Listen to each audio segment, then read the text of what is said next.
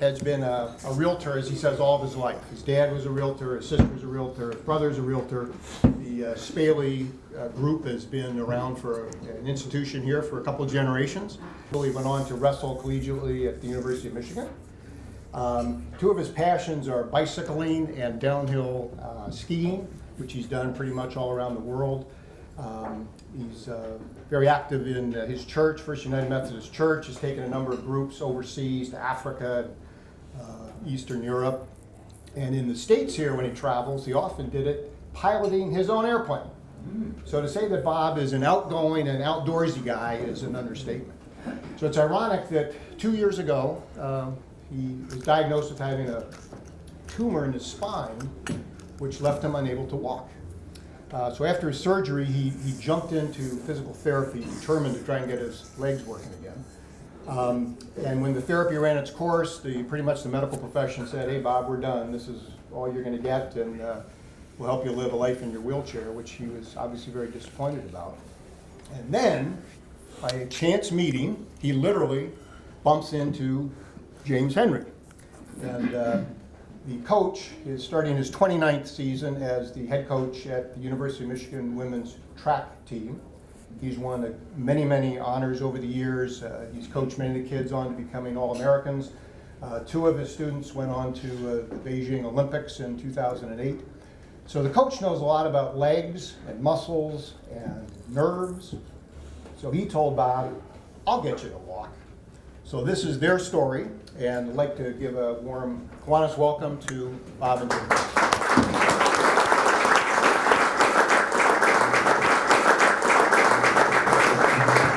I was diagnosed with a spinal tumor. It took the doctors about 2 years to figure out what all these weird symptoms were. And slowly, I was losing a lot of my functions. And eventually, by the time they diagnosed it, I was just about a partial paraplegic.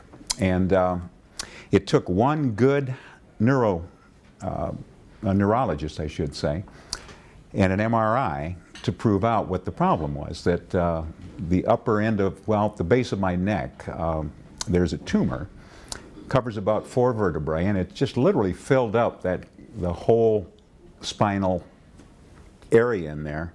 And it got so big that it is literally pinching off all the nerves that go to my lower body. This kind of a tumor is very rare. It's 1 in 10 million. The next step was to go to radiation oncology, and they radiated me for 6 weeks. And they did a heck of a job, because I have a feeling that they not only stopped the tumor from growing, but I believe it's beginning to shrink as well, which is letting off, I think, some of the pressure, and one of the reasons that James and I are having such good luck. But it's not just the tumor shrinking that's caused my recovery to step up so fast. It's James's expertise. It was hard for me to imagine how difficult it is to live without the bottom half of your body. Just getting around, the mobility, all the issues with that, it kind of felt like I'd had my lower half amputated. My wife, I think, has probably had a harder time with it than I have. She's the one who has kind of borne the brunt of picking up all the pieces. It's her house that's turned upside down. Once I got into physical therapy, they did a nice job. We made a fair amount of progress, but in about 8 or 9 months, we had gotten to the point where I could stand up feebly and walk on a walker with a spotter. In other words, I needed somebody to stand by, because if I tipped over, I'd need help getting back up. And by the time Medicare gave up on me, which was the end of March this year, I was to the point where I could literally walk a quarter of a mile in 41 minutes. And that would be, what is that? I haven't done the calculation. Yeah, really slow. Yeah. Once Medicare quit paying, the doctors and the therapists pretty much convinced me that what I really needed for walking, my proprioception, knowing where your limbs are, wasn't going to come back. And Medicare gets you to the point where you can manage in your own home. For me, that didn't work because I have a bevy of single-family rental homes that I need to maintain and manage, and I have to be able to function in the real world. So at the point they let me go, I was about the only thing I was doing was swimming and going to tracks and trying to get my quarter-mile speed improved and my endurance up and all that.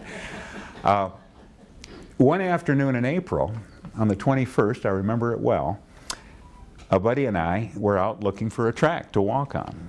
And it was a gorgeous day, and I'm sorry to say, everybody's track, Skyline, Pioneer, Huron, every track had a track meet going on.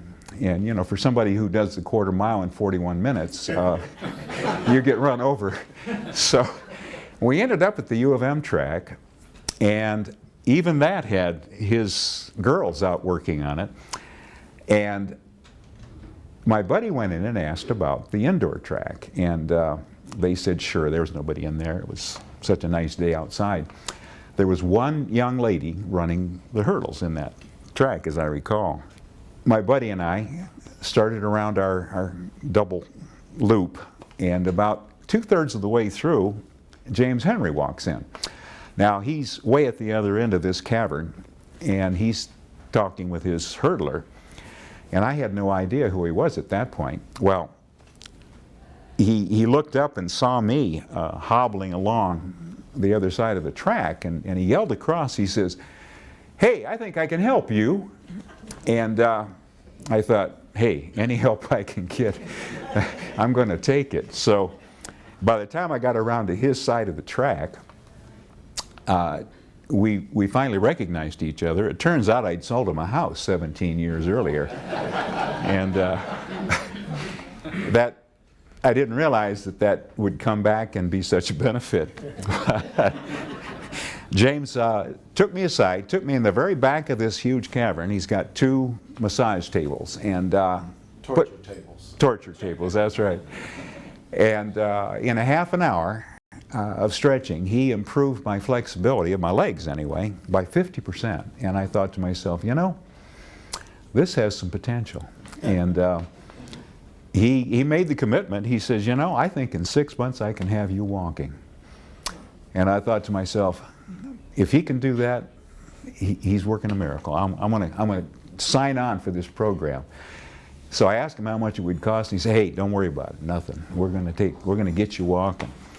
So 6 months later, I took my first unassisted steps, and son of a gun, we've made it. Now, it's not pretty, and we have to do it in a pretty well-controlled condition, because if I topple over, it's crash and burn. But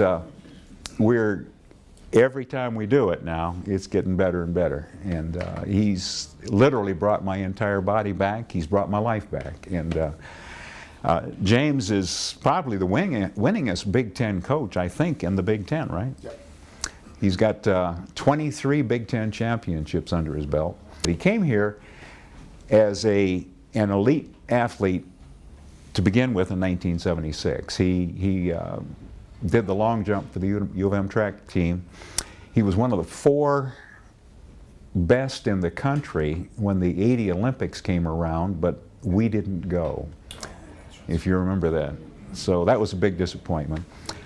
He stuck around for grad school, continued to train, and in 1981 had just an amazingly disastrous accident that took him right out of athletics in terms of performance. But I'll let him tell the rest of that story. Hello, everyone. Hello. I'm that guy. I'm the coach. My name is James Henry. What Bob left out of the story is that when he was walking around the track, I'm sitting, when I have elite athletes, I sit and watch and point and tell them what to do. And that's where we're at now. I can just point and say, Bob, do that, and he can pretty much do it. I enjoy coaching. I enjoy taking a person from one point to the next. We took his braces off, and he has spasticity in his legs, and they wouldn't straighten out, they wouldn't bend, and I kind of felt really bad for the guy because he was out of control. In about an hour, that's calmed down. Half hour maybe, it calmed down, and then he was able to bend his legs, which he couldn't. when I seen him. So I didn't know where I was going with it. Most times I don't know where I'm going, but I go. That's what I do with my athletes. Let's not worry about the end result. Let's just worry about today and now and where we're at.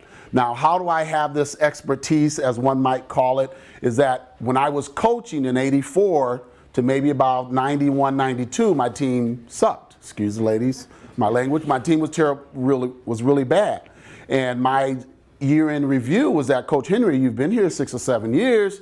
Your team is consistently 8th, 9th, and 10th.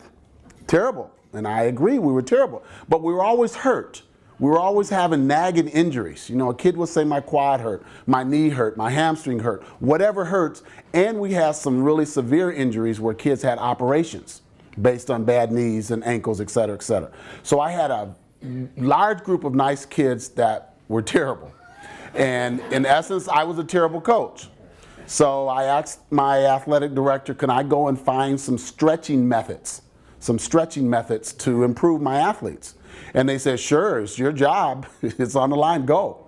So I went to Chicago School of Massage Therapy, and I spent 9 days there, and they had a program on innovative stretching.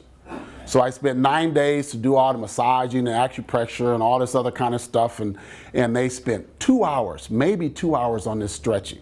And I seen this stretching before I was born. This was nothing new, what's going on? So I went to the director. I was very, very upset that, hey, I've been here for 9 days. You told me to be innovative stretching, and this sucks. So she said, well, this is all we know, but I heard about this guy in Sarasota, Florida, that's a pretty good guy that knows stretching. I called my AD. She said, it's your job on the line. You might not have one when you come back, so go do what you need to do.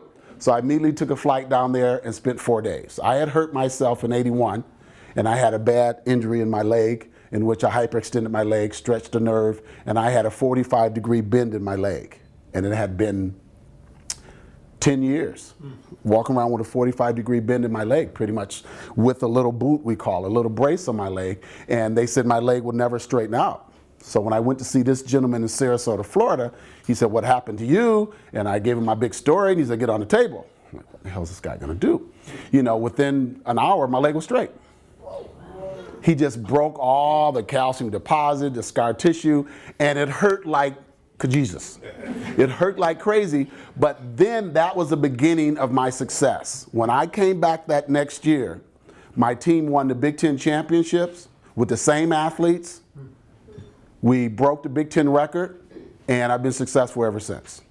So I've learned over the years his process of stretching, and it's pretty much stretching through movement. Many of you young folks have probably heard your parents say, I went to the doctor and I told the doctor, you know, I moved my hips this way and it hurts. And what did the doctor say? Well, don't move your hips that way. You know, so that's been the tradition, is that I bend over and it hurts. Well, don't bend over. I almost have I do have the opposite beliefs. And that belief is that through movement, the body will work for you. It can heal itself. Now, all things can't heal because I have dropped foot. I stretched a nerve and my foot just hangs down like that. And it's been hanging since '81. But at least he straightened my leg out, and I took the boot off, and I gained my strength back in my leg, and I started doing normal things like chasing my kids around and my athletes, et cetera, et cetera. So that's the reason why I do what I do. That's the reason why my team is as successful as it is. And I do work with other folks that are outside the athletic realm. And I don't have time for Bob, but I found time. The girls on my team have sort of taken him in, and he's taken them in, and they know Bob, and they've seen Bob. And they went home during the summer break and came back, and many of them didn't believe that was Bob. You know, a couple of guys said, who are you working with now, Coach? Because they know I bring in stray folks, you know, that need help. So they said, who is that? I said, that's Bob. They said, that's Bob? You know, and he's walking, and we have this little soft barrier up, and Bob's walking. Bob's doing those things, and I'm doing less. So I'm really pleased that when I said he'll be walking in 6 months, it's from ignorance, and I've been ignorant for many, many years, and I'm not going to accept those people that are smarter and brighter than me that says this is what medical things says happen to you.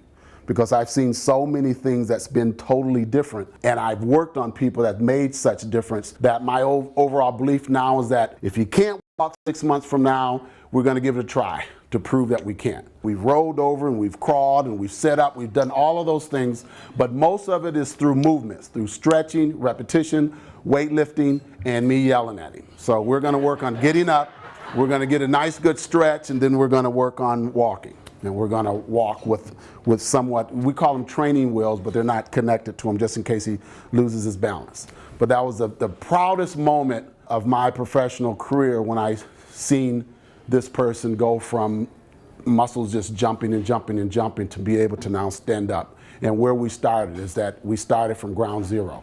And I'm really pleased with that. So you have any questions for me? Yes, sir. Who is the gentleman from Sarasota? His name is Aaron Maddis. And he is a kinesiotherapist that have worked with our presidents of the United States, some of the most famous athletes and non-athletes in the world. I've gone to see him 7 years in a row over a 9-day period. He's come up here to Ann Arbor to see me. He's a personal friend of mine, and he's pretty much changed my career because I was an average program until he fixed my athletes. Great, Coach.